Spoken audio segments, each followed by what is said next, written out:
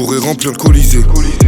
Bonjour à tous les gars, on se retrouve aujourd'hui pour une nouvelle vidéo très simple dans mon quotidien. Je vais vous montrer simplement en fait comment vous allez pouvoir acheter une voiture simplement pour aller négocier, montrer comment ça se passe dans l'envers du décor réellement pour pouvoir faire 1000, 2000, 3000 euros par jour, par semaine suivant la disponibilité que vous avez parce que comme je vous ai déjà dit, vous pouvez tout simplement soit travailler 1 ou 2 heures par semaine dans l'achat-revente, le faire à côté de votre boulot ou le faire tout simplement à temps plein parce que vous allez voir, vous allez commencer à générer de vrais sous. Donc aujourd'hui, restez avec moi jusqu'à la fin, je vais vous montrer comment ensemble je cherche des voitures, comment potentiellement je peux en trouver une. On va aller sur place ensemble si j'arrive à en trouver une aujourd'hui, la négocier, voir un petit peu les améliorations qu'on peut faire, les mises en vente et voir les marges qu'on va dégager. Donc suivez-moi, restez jusqu'à la fin. Là, on va tout de suite dans le bureau pour faire les petites recherches. Qui veut manger plus qu'autrui. Bon, ça va être très simple. En gros, ce qui va se passer, les gars, c'est qu'il y a plusieurs moyens d'acheter des voitures, de faire des recherches. Tu as le point numéro 1, les annonces traditionnelles, donc tout ce qui est Le Bon Coin, Autoscout et autres, le plus simple à faire, mais où ça demande un minimum de compétences aussi, parce qu'il ne suffit pas juste d'aller sur une annonce et tout simplement cliquer et dire allô. Il y a tout un processus à mettre en place, que je peux vous expliquer dans un accompagnement que j'ai. Ou la deuxième des options, il y a des achats via enchères, donc avec certains sites, certains fournisseurs comme moi j'utilise, qui sont vraiment compétents, avec lesquels je travaille depuis des années. C'est des fournisseurs qui sont hyper précieux, où du coup vous pouvez acheter des véhicules avec des enchères où vous remportez une offre et vous allez chercher juste après le véhicule, après avoir remporté l'offre, à prix correct aussi. Et le troisième, c'est des reprises ou alors des recherches de véhicules avec des publicités médias qui sont mises en place. Là tout de suite aujourd'hui les gars, je vais vous montrer quelque chose que vous pouvez tous faire, comme ça vous allez tous pouvoir être concernés. Donc on va aller regarder sur Le Bon Coin et Autoscout. La première voiture que je trouve correcte, on va la voir et on se dit à tout de suite. Dans la caille à vouloir tout arracher, a fait de nous des hommes forts. Donc les gars, comme j'ai expliqué là tout à l'heure, en gros j'ai 5000 euros de budget, je vais filtrer jusqu'à 6000, comme ça me laisse une marge pour redescendre. En kilométrage, on va pas se mettre au-dessus de 50 000 km parce qu'après on est trop exposé au risque. En vendeur, on met particulier parce que c'est au particulier qu'on achète toujours moins cher. Première immatriculation, plus c'est récent, au mieux c'est. Du coup on va aller chercher du minimum 2014 pour aller atteindre les 0,6. En carburant, pardon, on va aller taper de l'essence et on va trouver actuellement maintenant ce qu'il y a de mieux. Donc là, on filtre non pas en prix croissant, mais en véhicule, donc les annonces les plus récentes d'abord, comme ça on a les dernières annonces qui ont été mises, potentiellement aujourd'hui, et on voit directement si le client est prêt à la vendre dès aujourd'hui, si c'est le cas, téléphone, une petite négociation, et on bourre sur place. Balance, faut la mêler, juste après lui cracher des molars, une mallette. J'ai peut-être trouvé une chouette petite annonce, regardez tout simplement. Ici j'ai trouvé une Opel Corsa en 5 portes, qui est vraiment bien, ça change beaucoup avec les 3 portes. Si vous investissez sur une petite voiture, faites bien la différence sur la valeur du marché entre les 3 portes et les 5 portes, parce qu'il y a toujours, sur un véhicule à plus ou moins 4000 euros, toujours entre 1000 et 1500 euros de différence au minimum sur les 5 portes et les 3 portes. Donc ici on est sur une 2015 Euro 6 essence, 92 000 km, elle a 5500, donc pas encore négocié. Et là je viens de faire une petite étude de marché pour le même véhicule. Ici on est en 3 portes, donc non, 3 portes non. 5 portes ici, 112 000 km, on est déjà à 6500, donc 1000 euros plus cher. Non. Là on est toujours au-dessus de 100 000 km, nous on est en dessous, 95 000 km, voilà. 6 950 pour le même nombre de kilométrage la même année. Ici on est à 5 500. Donc, si j'arrive à négocier approximativement 1000 euros, on est OK, on passe les 2000 euros de plus-value sur un véhicule sans se fouler. Téléphone tout de suite, j'essaie de contacter le vendeur et on se retrouve juste après. Oui, bonjour monsieur, excusez-moi de vous déranger, je vous contacte par rapport à votre Opel Corsa. Est-ce qu'elle est toujours disponible, s'il vous plaît? OK, êtes-vous le premier propriétaire? OK, donc vous êtes le deuxième. OK, super. Niveau dégâts sur le véhicule, est-ce que sur la carrosserie, vous avez déjà des dégâts? Vous avez... Ouais, ça j'ai vu, la calandre. La calandre à l'avant, j'ai vu, mais bon, c'est juste l'écusson d'après les photos. C'est juste l'écusson de la calandre qui a remplacé du coup et pas la calandre complète, c'est ça? Vous savez combien ça coûte une calandre? Parce que malheureusement, c'est pas remplacer l'écusson uniquement chez Opel, ça je viens de le vérifier tout à l'heure, approximativement 400 euros. Ça serait quoi votre dernier prix sans contrôle technique, monsieur, si je viens là maintenant dans les minutes qui suivent? 5000. Ok. Écoutez, de base, c'est ce que j'allais vous proposer, 5000 euros. Étant donné que la calandre a remplacé, qu'il y en a pour plus ou moins 400 euros et que vous me dites que l'entretien n'a pas encore été fait, je dois prévoir une marge qui est un peu plus conséquente. Du coup, je vous propose 4500. Je peux venir aujourd'hui, je vous la prends sans contrôle technique dans l'état. Et si c'est ok, je vous fais le virement maintenant et je repars avec le véhicule. Soit vous acceptez, je reviens maintenant. Soit vous attendez et potentiellement vous aurez peut-être quelqu'un ou peut-être pas, mais moi, mon offre en tout cas, elle dure pour aujourd'hui. Ok. Ça, vous ne l'avez pas mis dans l'annonce par contre. Écoutez, j'enregistre votre numéro, recontactez-moi demain dès qu'elle est disponible. Comme ça, dès que vous terminez le travail, je viens la chercher chez vous. Parce que je savais pas que vous deviez la garder jusqu'à demain. Et ensuite, on fait l'échange. Si tout est ok, je vous la paye, je repars avec. Ce véhicule-là est disponible à partir de demain. Le client est censé me recontacter. On la met sur le côté. Potentiellement, demain, on va pouvoir aller la racheter. Si tout est ok, faire au minimum 2500 euros de marge sur le véhicule. La calandre, on a récupéré 400 euros grâce à ça, entre guillemets. En tout cas, c'est ce que je lui ai présenté. Et en attendant, je vais chercher une autre voiture, voir si je peux en chercher une aujourd'hui ensemble. Je connais la trahison d'un collègue. Même si pour lui t'aurais pu charger le calibre. Dans la zone il reste plus personne. Je sais pas si vous avez vu les gars, on vient de recevoir ce X4M compétition en dépôt-vente. On vient de le rentrer. Donc X4M compétition 2022, suivi d'entretien complet chez BMW. C'est une édition spéciale avec la couleur qui est individuelle. Comme vous connaissez aussi les logos sur les jantes, sur le capot et sur le coffre arrière. Elle est vraiment chouette en configuration. Suivi complet chez BM comme je l'ai dit, intérieur rouge, toit ouvrant panoramique. Vraiment chouette config, j'ai hâte de pouvoir l'essayer, de pouvoir la vendre. Restez connectés, elle sera bientôt sur le site. Parole la nuit dans la zone. T-Max 530 à les potos, je parole la nuit dans la zone. Bon les gars, bonne nouvelle. On part de manière express on va dire. Dans le sens où je viens de voir une polo là, une polo blanche. Je pense que c'est une 2015 ou une 2016, il faut que je vérifie dans l'annonce. Qui a été mise au moment où j'étais en train de checker. Donc j'ai téléphoné au vendeur en question.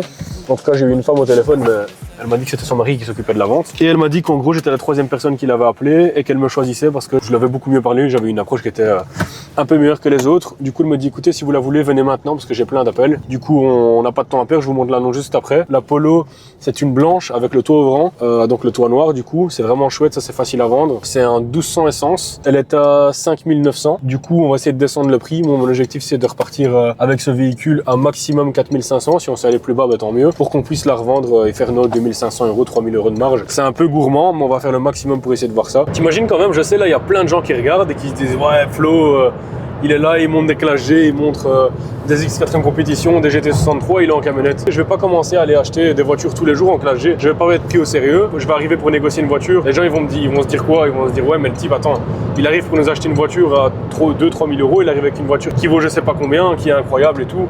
Je l'ai déjà fait et j'ai vu que ça me portait un peu préjudice. Du coup je le fais de moins en moins tu vois. J'avais la recherche dans le dehors. Mercredi c'était 200 gris dans une paire Dior. On a crimé pour Dylan, c'est pas menti. Bon les gars, là j'ai téléphoné au client en amont, il veut absolument pas être filmé, on est devant sa maison. Du coup ce qu'on va faire c'est le temps qu'il arrive, je l'ai pas encore dit qu'on était là, on va faire un petit tour de la voiture ensemble. Si c'est ok, on se retrouve juste après pour la négociation ou pendant l'achat tout simplement. Donc là voilà. Tu vois à mon avis le pare-choc arrière ici il a été repeint, il y a une différence de teinte sur les deux. Donc ça c'est un élément de négociation. On voit nettement la différence. Ici un petit coup, rien de grave. Après les gars, sur un véhicule comme ça, il faut être indulgent dans le sens où c'est un véhicule qui coûte plus ou moins 4000 €. Donc c'est pas un véhicule que vous allez devoir revendre avec une perfection de A à Z sur le véhicule en disant ok, il n'y a aucun coup, aucune griffe, c'est tout à fait normal. Il a de l'âge, il a plus de 10 ans, c'est tout à fait normal qu'il y ait des petites imperfections, pardon. Ah ouais, ça par contre, j'ai... Ouf, ouais, ça c'est chaud ça.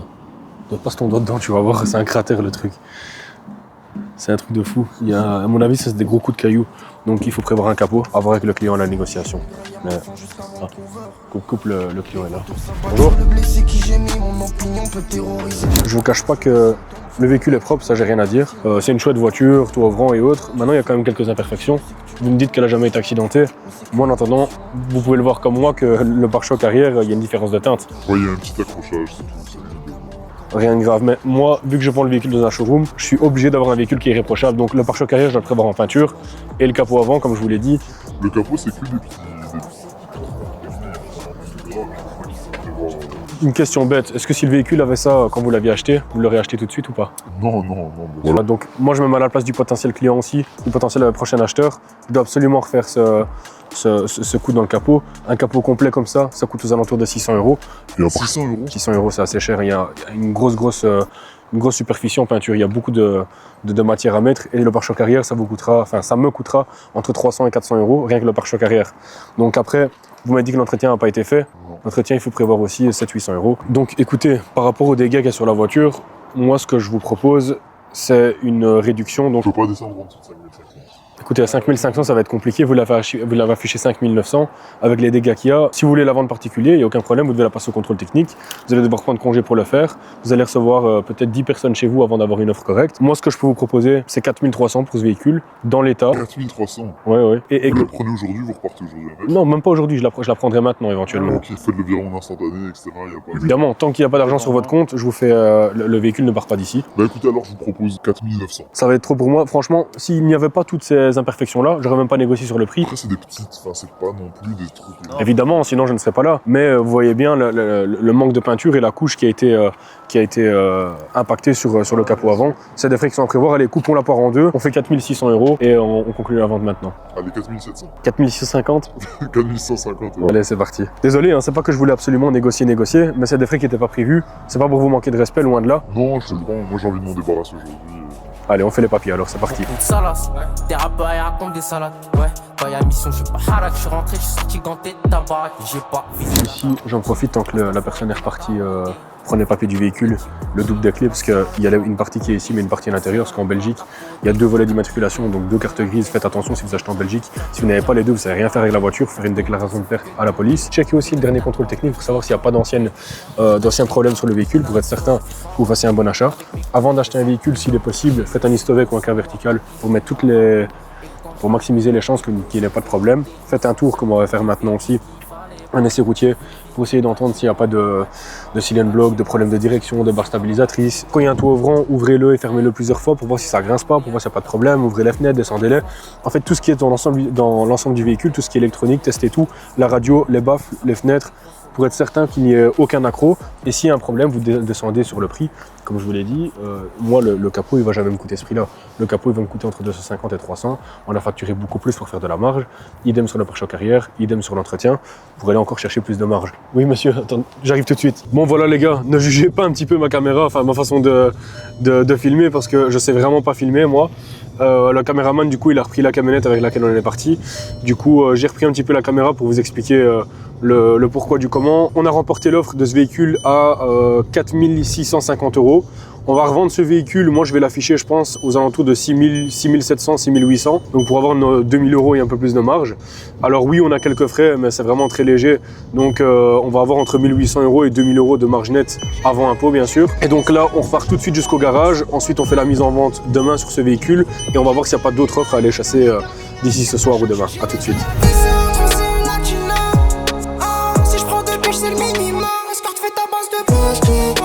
Bon voilà les gars, on vient de revenir au garage, l'Apollo est mise au garage, j'envoie tout de suite d'ailleurs le nettoyeur dessus, qu'on puisse la mettre en vente dès demain.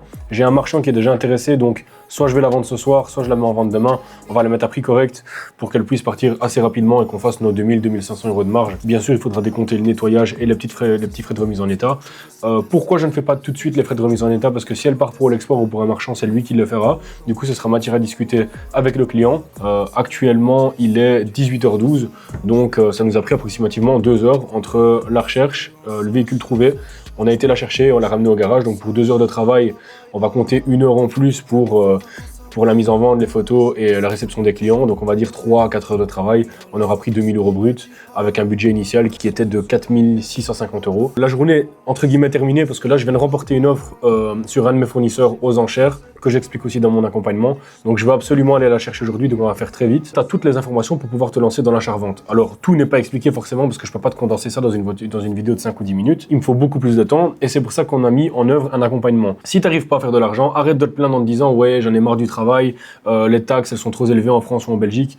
Frérot, on arrive à faire 2 000 € en 2-3 heures de temps. Si tu as un budget qui commence approximativement 2 000 €, tu peux faire exactement la même chose. Moi, je vais tout mettre en œuvre pour vous aider à évoluer, pour vous aider avec les stratégies, les bonnes méthodes et autres pour que vous puissiez réussir aussi dans l'achat-revente. Si tu es intéressé pour le faire, si tu es intéressé, je ne veux pas dire de changer de vie, à devenir millionnaire du jour au lendemain, mais à prendre ta vie en main, à générer des vrais sous, à ne plus dépendre d'un patron, tu peux le faire directement. En description, tu as mon lien. Tu prends un appel avec moi ou quelqu'un de mon équipe. On te renseigne, on regarde si ton profil est éligible ou non à notre accompagnement. Et si c'est le cas, on va pouvoir démarrer l'aventure ensemble. Alors, les places sont limitées, donc n'attends pas une semaine pour pouvoir nous contacter. Le lien dans la description. Tu sais ce qu'il nous reste à faire. Moi, je te laisse que je vais chercher une autre voiture et je vais encore faire plus de bénéfices.